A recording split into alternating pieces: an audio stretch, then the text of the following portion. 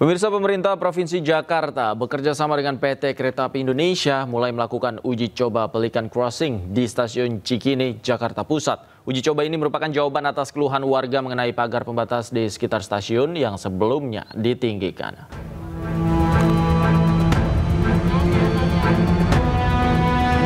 Uji coba penyeberangan dengan rambu lalu lintas atau Pelikan Cross resmi dilakukan di sisi timur Stasiun Cikini.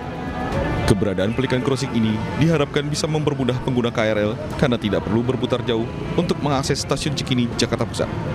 Selain itu, kebijakan ini juga sebagai solusi atas keluhan pengguna KRL usai KAI Daop 1 Jakarta melakukan peninggian pagar.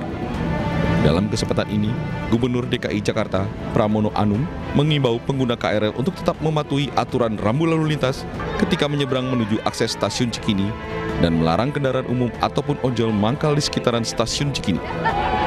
Yang utama jangan sampai kemudian dibebaskan orang turun naik dari sini, nggak boleh. Tetap nggak boleh. Sebab kalau itu dilakukan, sini pasti akan macet sekali. Ya. Jadi untuk JPO akan kita evaluasi kembali, tetapi yang prinsip adalah begini. Pemerintah Jakarta berkomitmen untuk memberikan kemudahan bagi semua warga memanfaatkan fasilitas publik. Pemprov DKI dan PT KAI akan mengevaluasi uji coba ini sebelum menetapkannya sebagai fasilitas permanen. Dari Jakarta, Indra Setiabudi, M. Khoirudin, iNews melaporkan. Sebelumnya PT KAI meninggikan pagar pedestrian Stasiun Cikini, Jakarta menjadi 1,7 meter. Peninggian pagar dilakukan untuk mencegah pejalan kaki dan penumpang KRL melompati pagar untuk menyeberang. Namun warga masih kedapatan melompati pagar.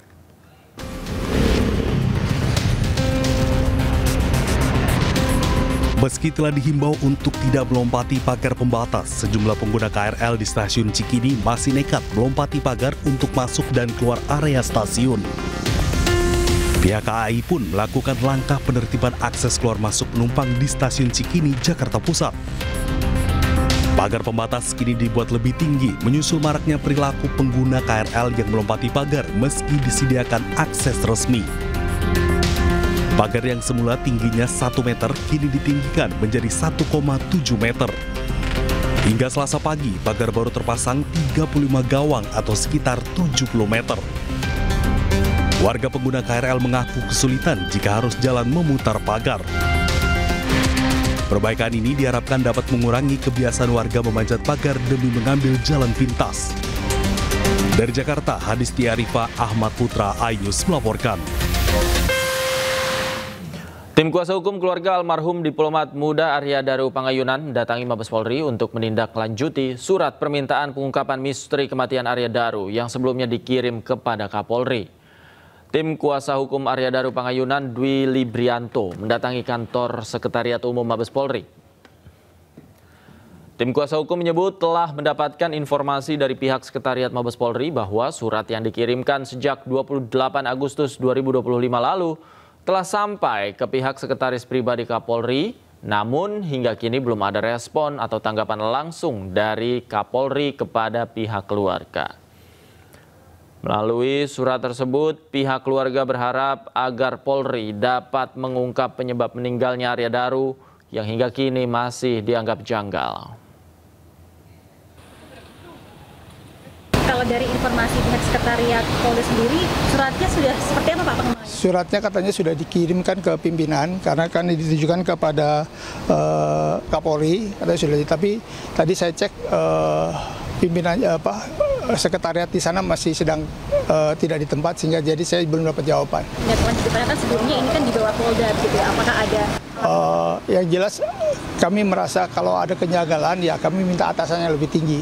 Jadi saya mohon dari pihak atasannya yaitu Barreskrim bisa meninjau. Sebuah mobil yang dikendarai BM menjadi sasaran amuk massa hingga mengalami kerusakan parah di Desa Duku Ulu, Kabupaten Rejang Lebong, Provinsi Bengkulu.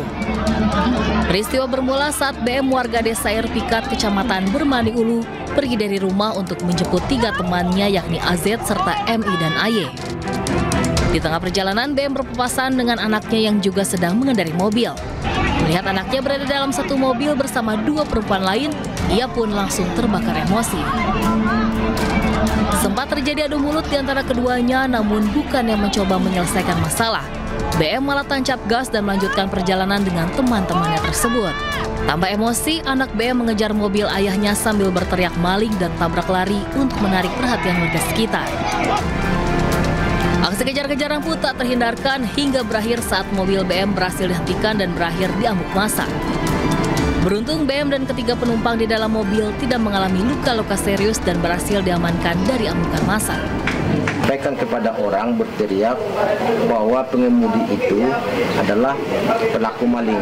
Ternyata setelah kita periksa dan minta keterangan di Polres, bahwa kejadian tersebut bukan kejadian maling ataupun pelaku kejahatan. Untuk keterangan, setelah kita minta keterangan dari pengemudi. Akibat kejadian ini, mobil korban mengalami kerusakan cukup parah pada bagian kaca dan mobil kendaraan. Kasus ini kini ditangani oleh Polres Rejang Lebong.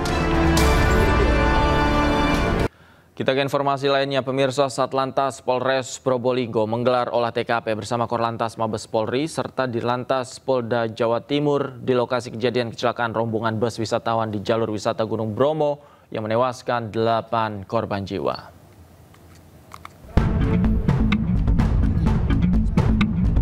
Satlantas Polres Probolinggo menggelar olah TKP bersama Korlantas Mabes Polri serta Dirlantas Polda Jawa Timur di lokasi kejadian kecelakaan rombongan bus wisatawan di jalur wisatawan Gunung Bromo yang menewaskan 8 korban jiwa, tepatnya di Desa Boto, Kecamatan Lumbang, Kabupaten Probolinggo.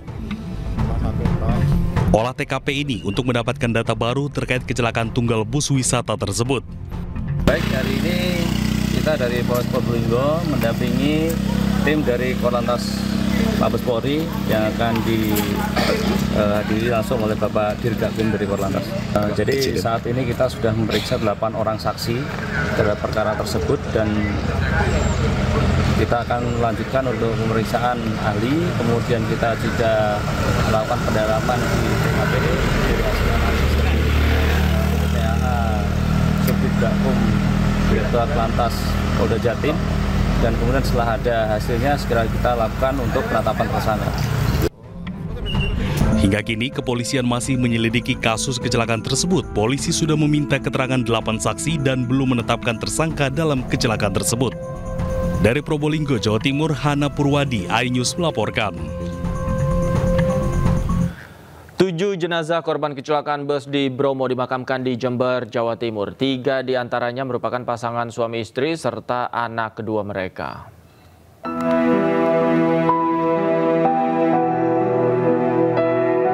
Suasana duka menyelimuti Desa Serut, Kecamatan Panti, Jember, Jawa Timur. 3 korban kecelakaan bus pariwisata di Jalan Raya Sukapura, Probolinggo yang masih satu keluarga dimakamkan berdampingan di pemakaman umum tak jauh dari rumah duka. Dari 8 korban meninggal dalam kecelakaan tersebut, 3 diantaranya merupakan pasangan suami istri yakni Hendra Pratama dan Wardatus Soleha serta anak kedua mereka Aiza Fahrani. Setibanya di rumah duka, jenazah langsung disolatkan sebelum dimakamkan dengan diiringi tangis keluarga, kerabat, dan puluhan warga. Proses berlangsung haru saat ketiganya dimakamkan berdekatan. Hendra bekerja sebagai petugas kebersihan di Rumah Sakit Bina Sehat Jember yang saat itu tengah mengadakan perjalanan wisata ke Bromo bersama puluhan karyawan lain.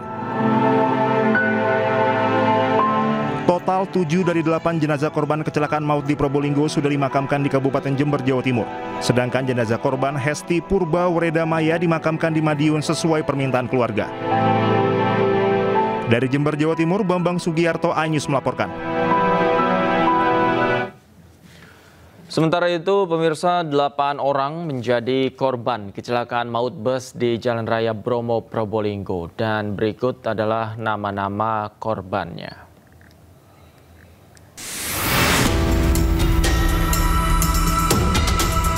Identitas korban meninggal dalam kecelakaan bus wisata di jalur Bromo yang pertama adalah Bella Putri Kaila Nuryati, berusia 10 tahun, warga Kecamatan Patrang, Jember. Yang kedua adalah Hesti Purwa Wreda Maya, 37 tahun, warga Dusun Krasa, Kecamatan Ajung, Jember.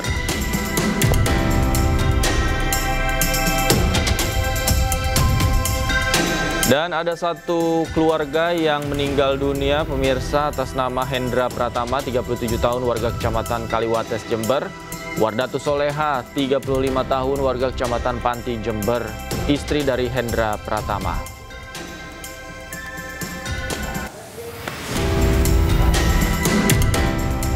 Korban berikutnya Aiza Fahrani Agustin, berusia 7 tahun, anak Hendra Pratama.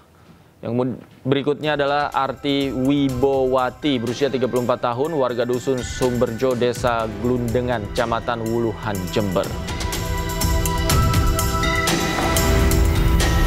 Berikutnya ada Nasya Azkia Nayara, berusia 14 tahun, dusun Baratan, Desa Baratan, Kecamatan Patrang, Jember. Dan yang terakhir adalah Desi P, warga Jember yang hingga kini belum teridentifikasi.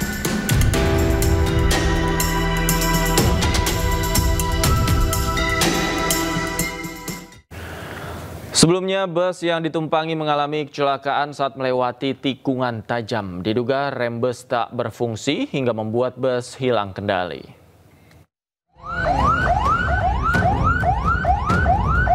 Bus yang ditumpangi rombongan tenaga kesehatan Rumah Sakit Bina Sehat Jember kecelakaan saat melintas di Jalan Bromo, Probolinggo, Jawa Timur. Bus tersebut mengangkut 52 orang termasuk sopir. Kejadian berawal saat bus tersebut melaju dari arah barat menuju timur. Saat melewati tikungan di lokasi, bus melaju tak terkendali dan menabrak motor di lokasi. Diduga rem bus tidak berfungsi hingga membuat laju bus ke arah kanan menabrak pembatas jalan dan pagar rumah warga. Selain 8 penumpang yang tewas, 44 penumpang lainnya mengalami luka dan dilarikan ke rumah sakit. Polisi telah mengamankan sopir bus untuk diperiksa lebih lanjut. Sementara itu, olah TKP juga telah dilakukan untuk menyelidiki penyebab pasti kecelakaan ini. Dari Probolinggo, Jawa Timur, Tim Liputan iNews melaporkan.